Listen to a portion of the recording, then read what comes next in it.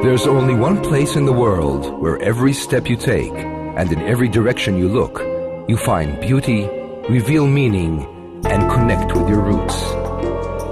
Israel, the land of the Bible and cradle of Christianity, where it all began, is the place where you can touch the past and be inspired for the future.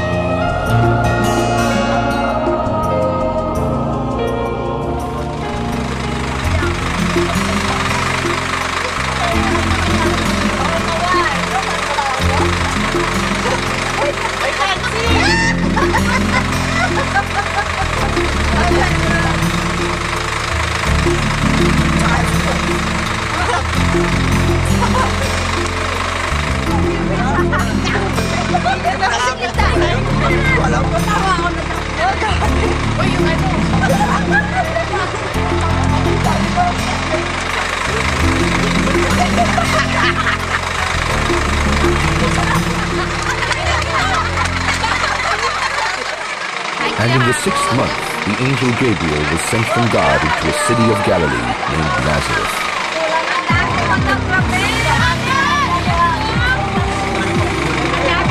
Mary and Joseph lived in Nazareth.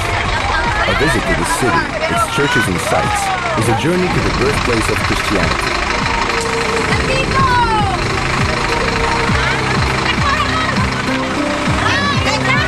Here, the birth of Jesus was announced, and here he grew up. There are many important sites. The Basilica of the Annunciation, built above Mary's room, where the angel Gabriel brought news of her pregnancy by the Holy Spirit. Miriam's well, and dozens of other churches and convents spread throughout this beautiful city. Here you can really reach out and touch the roots of Christianity. And Joseph also went up from Galilee out of the city of Nazareth into Judea unto the city of David, which is called Bethlehem.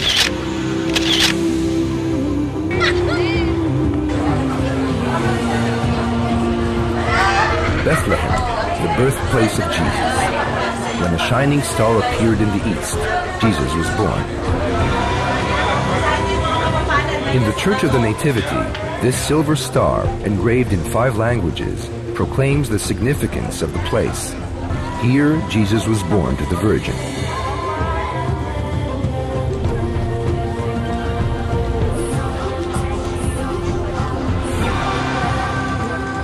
The Galilean mission has been very much part of Jesus' mission, and seeing that water where he fished, called his disciples, has been wonderful. Here in the Galilee, principally around the Sea of Galilee, is where Jesus conducted his ministry. The whole area includes many places of religious and spiritual significance and rare beauty. Jesus is my father, and he's my everything. Being here where he walked, where he lived, where he taught, it is like being there with him when he was doing it.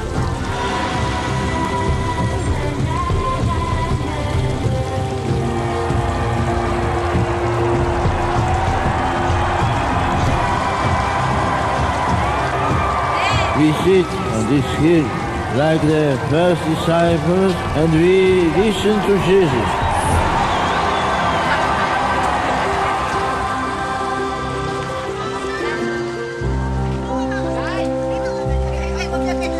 In the village of Cana, Jesus performed his first miracle at a wedding when he turned water into wine. The miracle of the multiplication of loaves and fishes occurred near Tiberias. He lived in Capernaum.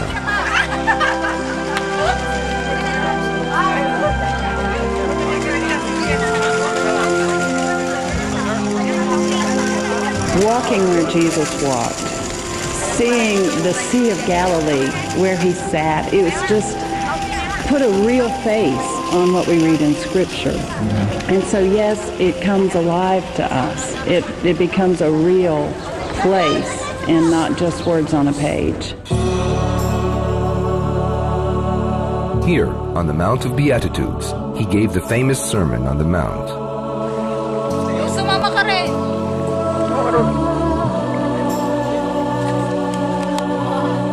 Happy are the meek, for they will inherit the kingdom of heaven.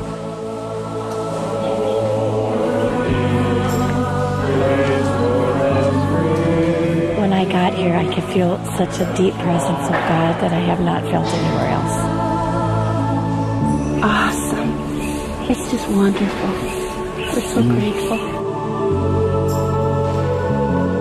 From the Mount of the Precipice, Jesus fled his persecutors.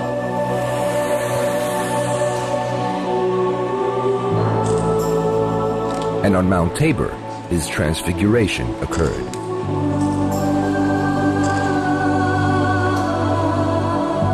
The Sea of Galilee and its surroundings provide a captivating opportunity to combine a pilgrimage with a visit to a beautiful area, lush with water and biblical landscapes.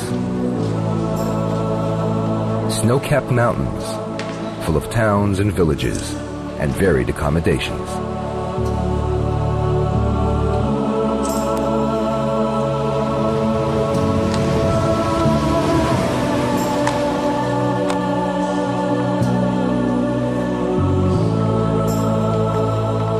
From the north to the south of Israel, many beautiful sights are scattered. They are all part of modern Israel.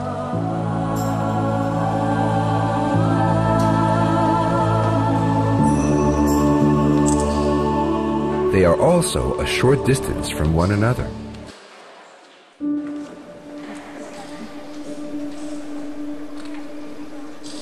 Blessed are the poor in spirit, for theirs is the kingdom of heaven. Blessed are they that mourn, for they shall be comforted. Blessed are the meek, for they shall inherit the earth. Blessed are they which do hunger and thirst after righteousness, for they shall be filled. Blessed are the merciful, for they shall obtain mercy. Blessed are the pure in heart, for they shall see God. Blessed are the peacemakers, for they shall be called the children of God. Blessed are they which are persecuted for righteousness' sake, for theirs is the kingdom of heaven. Blessed are ye, when men shall revile you, and persecute you, and shall say all manner of evil against you falsely, for my sake. Rejoice, and be exceeding glad, for great is your reward in heaven. For so persecuted they the prophets which were before you. Ye are the salt of the earth, but if the salt has lost his savour, wherewith shall it be salted? It is thenceforth good for nothing, but to be cast out and to be trodden under foot of men.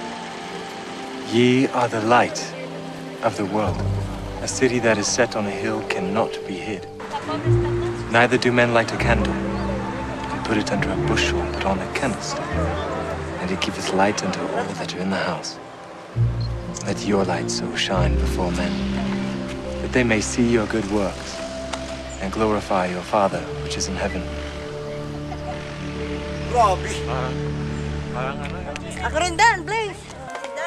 For someone familiar with the topography and the lay of the land of Lower Galilee, when he or she picks up the Gospels, the absence of Sepphoris shouts at you. It is 1986. The Galilee reluctantly yields a priceless treasure, an ancient wooden boat which sailed these waters in the time of Christ. Would this be the craft that once carried Jesus and his apostles? What other secrets may reside in these hills where Jesus once taught? What more can the Galilee reveal of Jesus and his message? These are but a few of the mysteries of the Bible.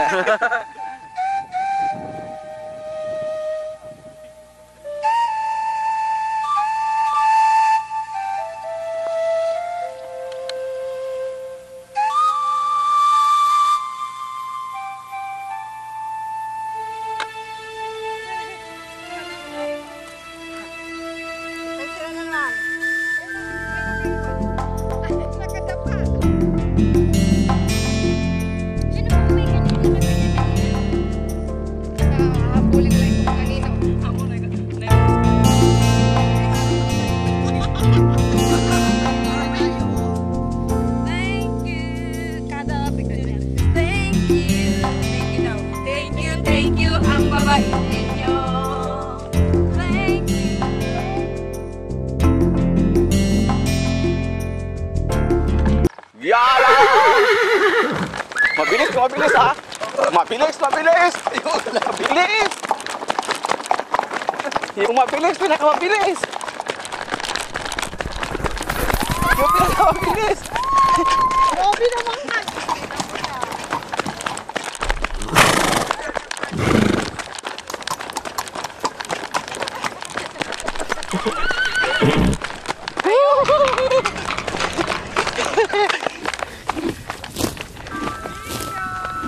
Israel, promised land of the Jews, sacred place of the Arabs, cradle of Christianity.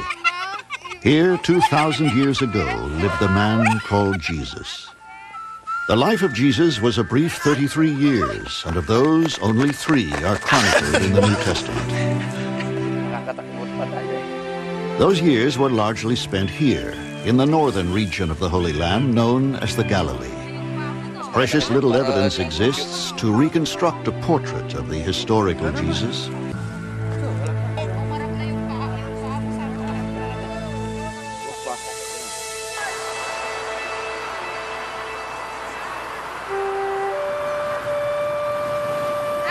And Jesus, walking by the Sea of Galilee, saw 2 brethren, Simon called Peter, and Andrew his brother, casting a net into the sea, for they were fishermen. And he saith unto them, Follow me, and I will make you fishers of men. And they straightway left their nets and followed him. Mark 1:16. The Gospels often refer to water and boats and to images of seafarers. In 1986, in a dramatic moment, the Gospels and their references to water seem suddenly to come to life. A frenzy of activity follows the boat's discovery. Experts and digging teams are assembled on short notice. Now it is a race against time, a race against the rising waters of the Galilee. Project Leader Waxman calls on the authorities to lower the level of the sea to preserve the site. Construction begins immediately on a barrier to hold the rising Galilean waters at bay. As the boat makes its shape known, 2 artifacts are recovered from the mud, a small jar and an oil lamp. These objects place the boat in or near the 1st century, when Jesus was born. Simon Peter saith unto them, I go a-fishing. They say unto him, We also go with thee. They went forth and entered into a ship immediately. And that night they caught nothing. But when the morning was now come, Jesus stood on the shore, and he said unto them, Cast the net on the right side of the ship, and ye shall find. They cast therefore, and now they were not able to draw it for the multitude of fishes. John 21:3. Simon Peter decides to go fishing, and he takes with him 6 disciples, making a rowing crew of 5, plus people to help with the net. So altogether, all those descriptions of boats are talking about the same type of boat. Historical confirmation of the boat's shape can be found nearby in the ruin at Migdal, or Magdala, a few miles north of Tiberias. It is a time-worn mosaic which depicts a boat similar to the newly discovered craft. And so it is that a short 14 days after its discovery, the precious boat of the Galilee, cocooned in space-aged plastic, set sail for the first time in 2,000 years. Scholars are left to ponder what mysteries the boat may help solve when it is lifted from its restorative bath. Since the boat sailed the Galilee in the days when Jesus taught and preached here, will it provide new insight into those times? And what of those early days in the 1st century? Some scholars are puzzled by the Bible's description of life in the Galilee. Historical evidence seems to be at odds with what the Gospels tell us. The Sea of Galilee. Today, the sun-splashed Galilee is a playground, a land of tourists and travelers. The fields along the Jordan are rich with crops. It is a modern, efficient region with resorts dotting the seasides.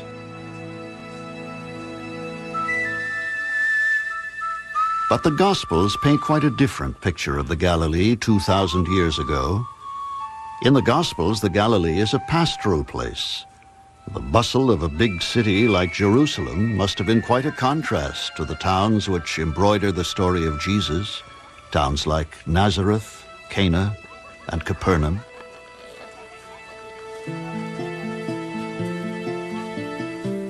Archaeologists, however, are finding a Galilee which seems to be in conflict with the Gospel's gentle description. Capernaum, Bethany, and the surrounding hills. Today, at the shores of Capernaum, fishermen still ply the waters of the fertile Galilee as they did in ancient days, harvesting a local delicacy called St. Peter's fish.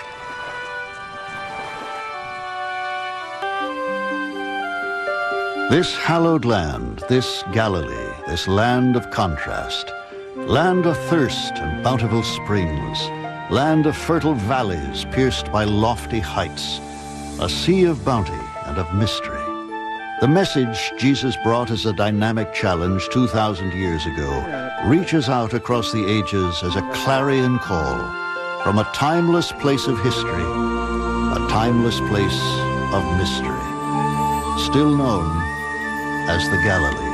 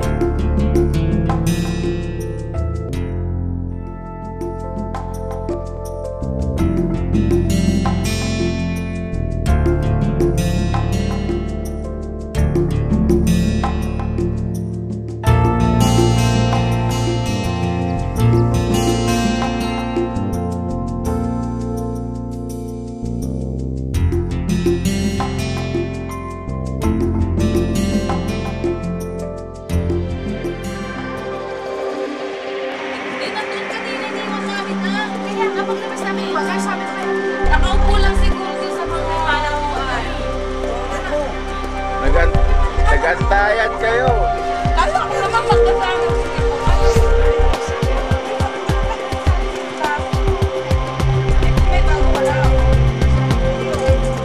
Kasi akala nila matagal na wala. Pinakalag kasi nga diba? Bilis. Ay, Bilis na. sabi ko kayo. Sa tagal natin nakain doon.